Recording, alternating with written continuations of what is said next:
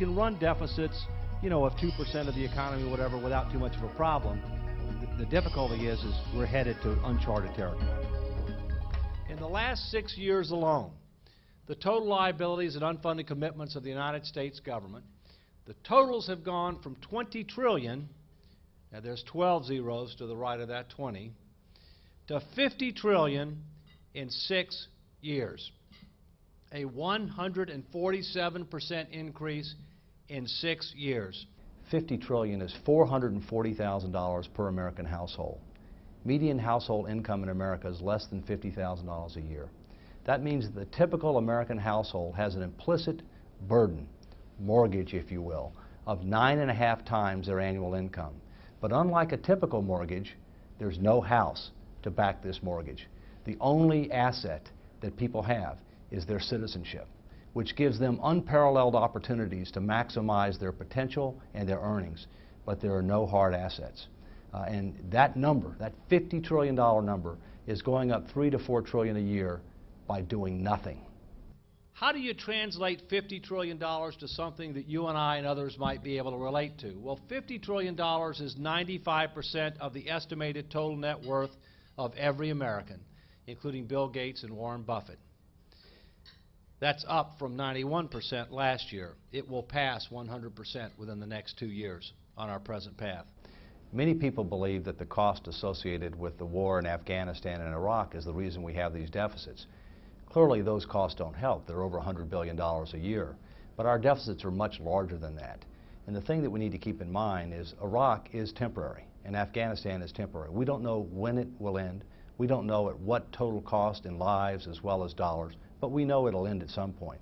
The challenges that we face in the long term are structural challenges. They're driven by demographics. They're driven by healthcare costs. They're something that we need to start doing something about because they're not temporary. In 1950, we had 16 people working for every person drawing a Social Security benefit. Today, it's 3.3 to 1. By 2030, it's going to be about 2 to 1, and it's going to stay about 2 to 1. All right, so this is not a temporary problem. I voted for a Social Security reform plan in my very first year in Congress. I was 30 years old then, and Social Security was in a financial bind. And so what we did is we cut benefits and raised taxes. And having cast that vote to put Social Security back on a sound financial footing, I began to reflect, what if this ever happens again? Is the best we can do for each generation is to give them less benefits and higher taxes? There's got to be a better way. And then I looked at the fact that the extra payroll taxes we were collecting based on those higher revenues we voted for in the early 1980s weren't honestly being set aside to finance the future of the program. And I just thought, this is just not right, that we collect all this money intended to help us finance retirement, but the money gets spent elsewhere, and we're not budgeting in a way that's going to make it easy for us to return that money when it's needed. And that actually led me to think maybe this money ought to be in personal accounts that the government can't spend. You know, many young people think that Social Security is not going to be here for them. They're wrong. Many older Americans think that their Social Security benefits are going to be taken away from them. They're wrong too. I think that in order to sort of build up the political courage to tackle the rest of these budget challenges, politicians need to gin up enough courage to tackle Social Security, which in many ways is the easier program to fix. It's not that these are small problems, but they're more manageable and there aren't as many moving parts. From a practical standpoint, our Social Security challenge is about $6 trillion out of our $50 trillion imbalance. We can reform Social Security and exceed the expectation of every generation of Americans. If we want to fix what's wrong with Social Security, if we want to avoid this funding shortfall and also put the program in a position where it can honestly pay benefits in the future, we've got to do a couple of things. We really do have to have some benefit restraint. That could be limiting COLAs only to those that need them. It could be raising the retirement age in some way, shape, or form. But something has to happen on the benefit side to reduce this huge, huge wave of unfunded costs in the future. And then I think we need to start pre-funding retirement so that within the Social Security system, some of those tax dollars we pay are actually invested in a fund, a mutual fund that will grow and draw interest on our behalf. And I think that combination will put the program on a sound financial footing for the long term. And it seems to me that's the only fair solution for the next generation of workers coming along. It's the #1 fiscal challenge for the federal government, it's the #1 fiscal challenge for state governments, and it's the #1 competitiveness challenge for American business. Of that 50 trillion, 32 trillion is Medicare alone. And the new prescription drug benefit was $8 trillion. By the way, $8 trillion is more than the unfunded obligation for Social Security.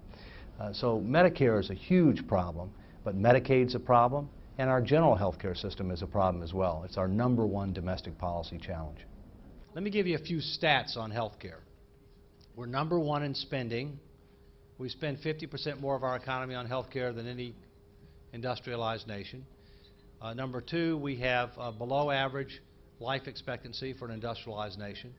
We have above average infant mortality. We have above average medical error rates. And we're #1 in the world in obesity, which is the leading indicator of diabetes, heart disease, and a variety of other things, okay? My personal view is that 20 years from now, and hopefully before 20 years from now, the division of responsibilities for health care will be dramatically different than it is today.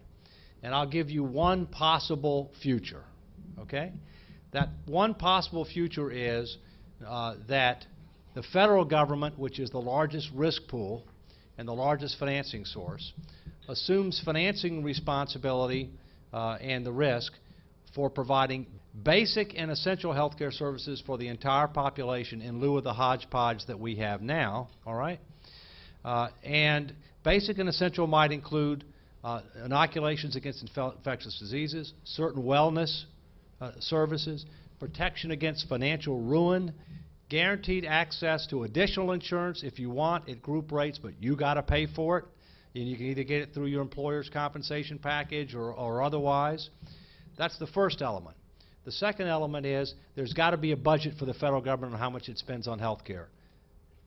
Otherwise, the federal government will continue to charge the credit card, and our kids and grandkids will end up having to pay it off with accumulated interest.